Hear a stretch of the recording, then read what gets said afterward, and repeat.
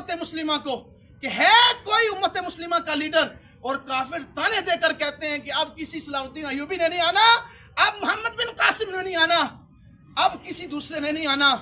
लोगों, यौम यकजहती इजहार का मतलब यही है कि हम उनके साथ खड़े हों, उनके दुख को अपना दुख समझें, उनके एहसास को अपना एहसास समझें। जब हमारे अंदर एहसास पैदा हो जाएगा मुसलमान भाई के लिए, तो फिर कश्मीर का मसला कोई दूर नहीं है, फिर कश्मीर का मसला हल हो सकता है, क्योंकि अल्लाह रब्बुल आलमीन ने अहले ईमान को ईमान का जज्बा अता किया है। और यौम यकजहती इजहार का अगर देखना हो पहलू, तो गज़वाए तबूक के मौके को देख लीजिए। जब गज़वाए तबूक लगा है, सहाबा खंदक खोद रहे थे, भूख से नडाल हुए, तो हुज़ूर अलैहिस्सलाम की बारगाह में हाजिर हो गए। ए अल्लाह के रसूल, हमें भूख लगी है, हमें भूख सता रही है, या रसूल अल्लाह, हमें भूख ने तंग कर दिया है और हमने भूख की वजह से अपने पेट पर पत्थर बांध दिए हैं। तो इजहार अगर देखना है यौम यकजहती का, तो रसूल पाक ने सहाबा से फरमाया, मेरे सहाबा, तुमने अगर एक पत्थर बांधा है, तो हुजूर ने अपना कपड़ा उठा कर दिखाया, कहा तुमने अगर एक पत्थर बांधा है, तो मैं अल्लाह के रसूल 3 पत्थर बांध के तुम्हारे सामने खड़ा हूं। ये है उनके दुख को अपना दुख समझना, उनकी तकलीफ को अपनी तकलीफ समझना। और फारूक आजम रज़ी अल्लाह अन्हु जो 24 लाख मुरब्बा जमीन पर तनो तन्हा हुकूमत करते थे, ये वो फारूक आजम है जिनसे शैतान भी डरता था, कांपता था। कुफर फारूक आजम के नाम से डरता है। फारूक आजम अमीरुल मोमिनीन है। अपने दस्तरखान पर एक देहात का शख्स आया, उसे बिठाया खाने खिलाने के लिए, तो वो शख्स आपके आगे से खाने लगा। अदब का तकाजा ये होता है कि जब खाना खाएं तो अपने आगे से खाएं।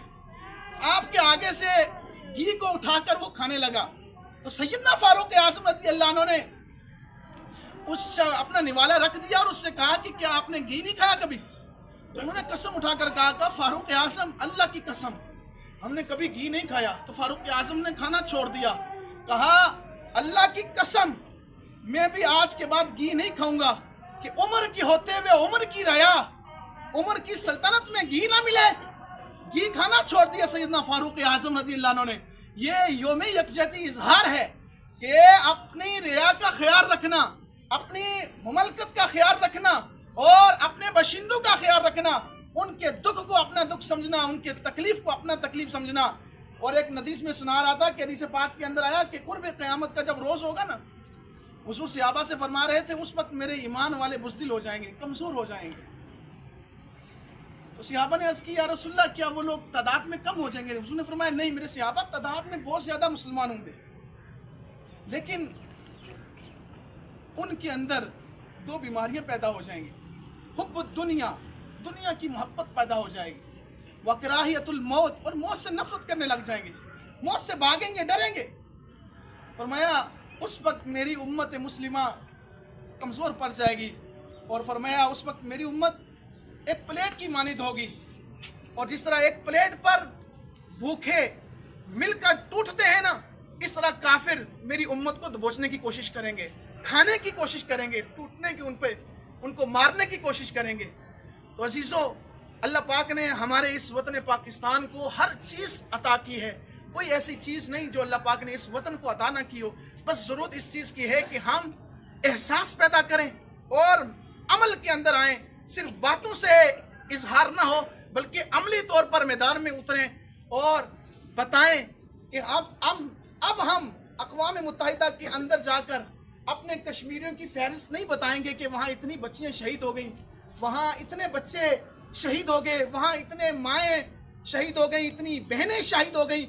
वहाँ जाकर सिर्फ ये नहीं बताएंगे, अब गिला शिकवा नहीं करेंगे। इकबाल ने बहुत पहले कहा था कि ज़ोरे बाजू अज़मा, ज़ोरे बाजू अज़मा, शिकवा करना छोड़ से आज से।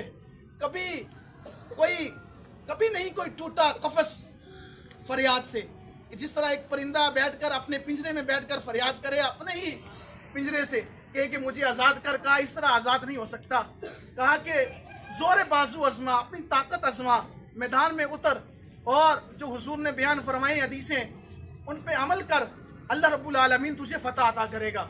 मालिक करीम से दुआ है अल्लाह हमें अमल की तौफीक अता फरमाए। अब इस मौके पर, यौम यकजहती इज़हार के मौके पर, मोहतरम अज़ीज़ तलबा, हमें क्या करना है कि हमें उनके लिए दुआएं करनी है। दुआ हमारा सबसे बड़ा हथियार है। हमारे नबी ने फरमाया मोमिन का सबसे बड़ा हथियार उसकी दुआ होता है। अब हमारे पास वो ताकत नहीं یہ تو وہ لوگ کریں نا جن کے پاس اللہ نے عہدے دیے ہیں، عہدوں پر برجمان ہیں، طاقت دی ہے، قوت دی ہے، ہر چیز دی ہے، انہیں عمل میدان میں آنا چاہیے۔ اور ہمارے لیے عزیز طلباء کیا کرنا ہے؟ ہم دعا کریں، صرف یوم یکجہتی اظہار کے موقع پر نہیں بلکہ ہر نماز کے اندر جہاں ہم اپنی دعائیں مانگتے ہیں وہاں ہم ان کے لیے بھی دعائیں مانگیں کہ وہاں کی مائیں روتی ہیں، وہاں کے بچے تڑپتے ہیں، دودھ کے لیے ترستے ہیں، ان کے اوپر کرفیو نافذ کر دیا جاتا ہے، انہیں بنیادی سہولیات سے محروم کر دیا جاتا ہے، آئے روز لاشیں اٹھتی ہیں، جنازے اٹھتے ہیں، اور کئی کئی مائیں اپنے بیٹوں کو کھو چکی ہیں۔